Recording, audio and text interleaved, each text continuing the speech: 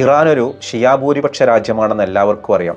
എന്നാൽ ഇറാനിൽ ഒരുപാട് യഹൂദികളുണ്ട്. ഈ യഹൂദികൾ ഇറാനെ പിന്തുണക്കുന്നവരാണോ അതോ ഇസ്രായേലിനെ പിന്തുണക്കുന്നവരാണോ? ഇറാനിലെ യഹൂദികൾ മാത്രമല്ല, ഇറാനിൽ ഒരുപാട് മതക്കാരുണ്ട്. നമുക്ക് ഇറാനിലെ മതങ്ങളൊന്ന് പരിചയപ്പെടാം. ഇറാനിലെ 90 മുതൽ 95 വരെ % ആളുകൾ ഷിയ വിശ്വാസികളാണ്. ഒരു 5% മുതൽ 10% വരെ സുന്നി വിശ്വാസികൾ. പ്രധാനമായിട്ടും ഇറാനിലുള്ളത് ക്രിസ്തുമത വിശ്വാസികളാണ്. അതിൽ തന്നെ 2 വിഭാഗം ക്രിസ്ത്യാനികളുണ്ട്. ഒന്ന് അർമേനിയൻ വിഭാഗം, മറ്റൊന്ന് അസീരിയൻ വിഭാഗം. ഈ 2 വിഭാഗങ്ങളെയും ഒഫീഷ്യലായിട്ട് ഇറാൻ അംഗീകരിച്ച മതമാണ്.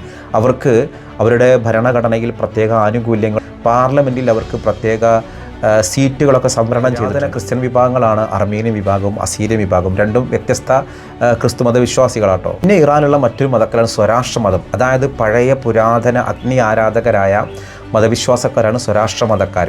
അവർക്കൊരു പഴയ പ്രവാചകനുണ്ട്. ഇസ്ലാമൊക്കെ വരുന്നതിന് മുൻപുണ്ടായിരുന്ന ഒരു പ്രവാചകനും ഒരു വിശ്വാസധാരയുമാണ് ഇന്നും അവർ ഇറാനിലുണ്ട്. പിന്നെ മറ്റൊന്നാണ് ബഹായി മതം. ഈ ബഹായി മതം ഒരു 19-ാം നൂറ്റാണ്ടിലോ 18ൻ്റെ അവസാനത്തിലോ സ്ഥാപിക്കപ്പെട്ട ഒരു മതമാണ്. ഈ മതത്തിന് ഒഫീഷ്യൽ അംഗീകാരം ഇറാൻ കൊടുത്തിട്ടില്ല. ബാക്കി എല്ലാ മതക്കാർക്കും ഒഫീഷ്യൽ അംഗീകാരം കൊടുത്തിട്ടുണ്ട്. യഹൂദികൾക്കും ക്രിസ്ത്യാനികൾക്കും മറ്റെല്ലാ മതക്കാർക്കും പാർലമെൻറ്റിൽ പ്രത്യേക സംവരണവും ഏർപ്പെടുത്തിയിട്ടുണ്ട്.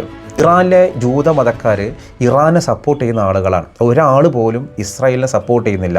തങ്ങൾ ഇറാനികളാണ് എന്ന് പറയാൻ ആഗ്രഹിക്കുന്ന ആളുകളാണ് ഇറാനിലുള്ള ജൂതർ. ഇസ്രായേൽ എന്ന രാജ്യം രൂപീകരിച്ചപ്പോൾ വളരെ കുറച്ച് ആളുകൾ മാത്രമാണ് ഇറാനിൽ നിന്ന് ഇസ്രായേലിലേക്ക് പോയത്.